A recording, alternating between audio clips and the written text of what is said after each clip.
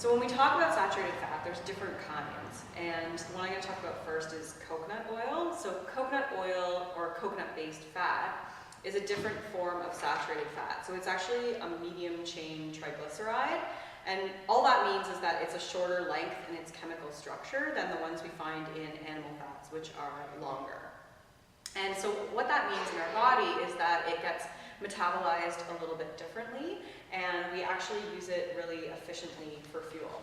Whereas the longer chain ones can be stored more easily as fat, the medium chain ones get used really efficiently. So that's why coconut-based fat is one that you can eat abundantly and eat it every day. It's one of the best ones for you. In addition to that, coconut-based fat has been shown to help with thyroid health, with heart health, and the digestive system, so it's got a lot of therapeutic properties as well. Then when we talk about saturated fats, and we talk about like animal fats, butter, and eggs, there's an important differentiation to make, and that's the quality of those sources. So especially when we talk about something like beef, the beef that we find from like a factory farmed animal is very different than the one that we find from a cow that's been fed grass its entire life. So the fat that you find in a factory farmed animal, like those animals have been exposed to toxins, they've been given growth hormones and antibiotics. As well, they've been fed a diet predominantly of corn, which they're not meant to eat. Whereas with the cow that's fed grass, it hasn't had any exposure to those things, and it's being fed a diet that it's meant to eat.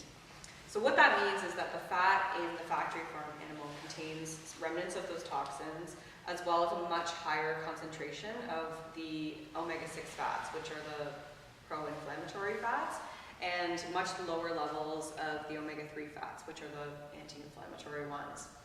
When the cow has been fed grass its entire life, it has a much higher percentage of omega-3 and a better omega-3 to 6 ratio. It's actually closer to what we find in salmon. In addition to that, the grass-fed beef has another fat in it called conjugated linoleic acid, which is actually a naturally occurring trans fat, so it's called CLA. And CLA has been associated with helping decrease the risk of cancer, helping to decrease the risk of heart disease, lower cholesterol, improve blood pressure, as well as help with weight management. So it's a really important and good fat, but we only find it in 100% grass-fed beef and dairy that's come from a cow that's been fed grass its entire life. So when it comes to choosing meats, quality really matters. And even if a cow has been fed grains for 2 weeks, so a lot of times you find grass-fed but grain-finished, that actually changes the fat profile and we lose that omega-3 content. So it's important to seek out and find 100% grass-fed. And then it becomes a really good fat and you can eat it abundantly in your diet. Same thing with butter. So with butter, like it's better to find it from a quality source because butter from like a conventional cow contains those same toxins that we talked about. Whereas if it comes from a cow that's been fed grass, it has more nutrition and has like the CLA that we talked about. And what's even better than butter is clarified butter. So butter still contains the proteins whey and casein, which a lot of people can be sensitive to. So clarified butter removes those proteins, separates the fat from it just by cooking it down, and it tastes amazing. So you just end up with a pure fat and it tastes so good. So it's good. It's even better if you have the time to clarify butter, or if you're sensitive to casein or whey, to take that extra step and eat the clarified butter or ghee. The last kind of animal fat that I wanted to talk about was eggs. And so eggs, I always tell my clients to eat eggs, that eggs have so much nutrition in them. They contain a lot of essential nutrients, especially in the yolk. But they always ask me, well, what about the cholesterol? And so there's an important distinction to make, and that is that cholesterol in food doesn't equal cholesterol in your blood.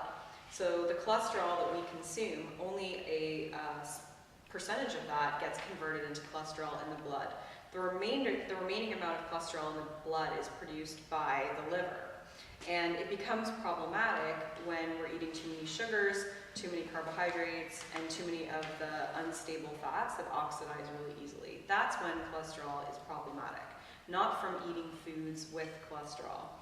eating foods with cholesterol we actually need, because cholesterol is needed to make the sex hormones in our body. So it's needed to make testosterone and estrogen. It's needed to help produce bile, which helps us digest fats. It's needed to help with the synthesis of vitamin D, and it's also needed for our cellular structure. So cholesterol is something really important that we need to be eating, and that's why it's important to eat the whole egg. So I think, let me just check. Yeah, so basically if you look at the handout now, when we talk about which fats to use most abundantly, they're pretty much the good ones that I talked about. So like coconut fat, so like any coconut-based fat, like coconut milk, coconut oil, coconut shreds. Animal fat, if it's coming from an animal that's had exposure to, that's been raised on pasture. And then any sort of butter or ghee that's comes from an animal on pasture, or at the very least, organic. Because if it's organic, then it hasn't been given antibiotics or growth hormones, and it's going to be better. Omega-3s, like we discussed, avocados, avocado oil, olives, and then the best nuts are actually cashews and macadamia nuts, because they have a higher concentration of the monounsaturated fat and lower omega-6 fat. So those are the ones that are better to have more abundantly. The good fats that are still good for you, but you just don't want to overdo it, are the other nuts and seeds that are listed here, as well as any others that I didn't mention. The reason why you don't want to overdo it is just because they have a higher concentration of omega-6 fats. So when we talk about portion size, there's a way to sort of figure out how much you should be eating every day.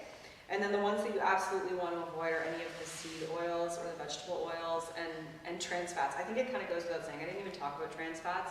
They're a different type of fat. They're manufactured like they're chemically created. They go through a really intense refining process, and because it's an unnatural fat, our body doesn't know what to do with it. So it stores it as fat, and it also is at the root of, or has been linked to, heart disease, diabetes, cancer, insulin resistance, all those things. Trans fats are just really bad overall, and that kind of goes without saying. And things like margarine as well. So what to look for when you're actually buying fats? A lot of people get confused, so it kind of depends on the fat. So when you look at something like coconut oil, you want to look for one that's unrefined and that is virgin. And so virgin basically means that it's only gone through the initial first pressing. And so it's just had less of a processing process. But refined coconut oil actually is beneficial for deep frying. So refined coconut oil has the highest smoke point, so that's one that you can actually use for deep frying, or if you don't like the taste of coconut oil.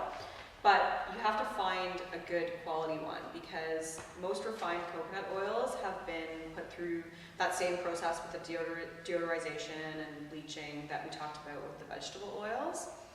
So look for one that hasn't been chemically processed, and then in addition to that, you want one that's non-hydrogenated, because what they often do is they hydrogenate coconut oil when they refine it, and that turns it into a trans fat, which is bad. And that's why coconut oil kind of got a really bad reputation in the 80s when they took it out of our popcorn and replaced it with vegetable oil. So we want to avoid that. So you can still include refined coconut oil in your diet as long as it's a quality one. When it comes to butter and ghee, again, like if you can get it from a pastured cow, it's harder to find in Canada. Kind of the second best is at least buying organic and then making your own clarified butter, which I've included a recipe for here, so it's really easy. When it comes to other oils like olive oil and sesame seed oil and all those other ones, you want to look for cold pressed and virgin. So again, virgin meaning it hasn't been pressed, it's only gone through the initial pressing, and cold pressed means that it hasn't been heated beyond a certain temperature, and that maintains the stability of the fat, because remember, these fats are a little bit more unstable. And then when it comes to nuts and seeds, you want to look for raw or dry roasted, so pay attention to the ingredients, because often they're roasted with like vegetable oils and things like that, and we want to avoid those. When it comes to servings, like I generally tell people, with oils and butters, like 1 to 2 tablespoons per meal. With avocados, like 1/2 to 1. Nut butters, about 1 tablespoon, because you don't want to overdo nuts. Same with like almonds and stuff. When you eat them, a small handful, meaning you can actually kind of close your hand around it, is like a serving in a day. With the other fats, like olives and such, you can have more of those because they're the monounsaturated, they're good fat. But I tell people, like, there's not really a magic number in terms of how much you need. It really depends on the person. So someone who's 100 pounds is going to need a much different amount than someone who's 200 pounds.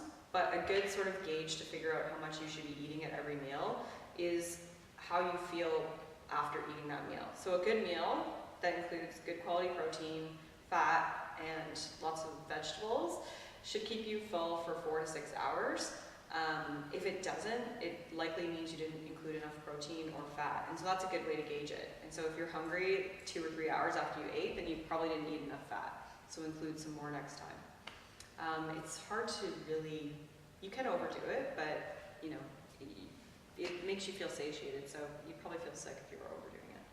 And then the ones that you want to cook with are the ones that are the most stable, so like the saturated fats, like the coconut oil, the butter, the ghee, the clarified butter, as well as any sort of animal fat, like tallow if it comes from a grass-fed cow, or lard that's come from a pig that's had access to pasture. And the other ones, like avocado and olive oil, like those oils, you don't want to cook with them at high heats. They're okay for low and medium heat cooking, but when you heat them too high, they become oxidized, and we want to avoid that. And then never cook with any of the like seed oils. So even like sesame seed oil should never be heated. You can put it on afterwards. You can use it in a salad dressing. Yeah, that's pretty much the ones that you want to cook with. Another thing to look for, so olive oil, is look for one that's in a dark container. Any of those other oils, like avocado oil, sesame seed oil, they should be in a dark container because remember they're sensitive to light. So a good manufacturer is taking measures to make sure that they maintain the integrity of the product. And you can also store things like sesame seed oil in the fridge, as well as like your nuts. You can keep them in the fridge to maintain the stability of the fat. That's pretty much it. Well, thanks for watching. That was our seminar on fats. That's all we have for today. Thank you very much, Summer, for doing this presentation and letting us record it. Yeah, this was really great. Lots of great questions about fat because it's such a misunderstood topic. The Toronto GTA Paleo Life, or Toro Paleo group, has these events as often as we can possibly can. So far, it's once a month, and we're moving towards having educational events such as this one once or twice every month. And gradually we'll work to weekly, and there's lots of chances to get information on the foods you eat. We can eat optimally, join the Toronto GTA Paleo Life. Hope to see you there.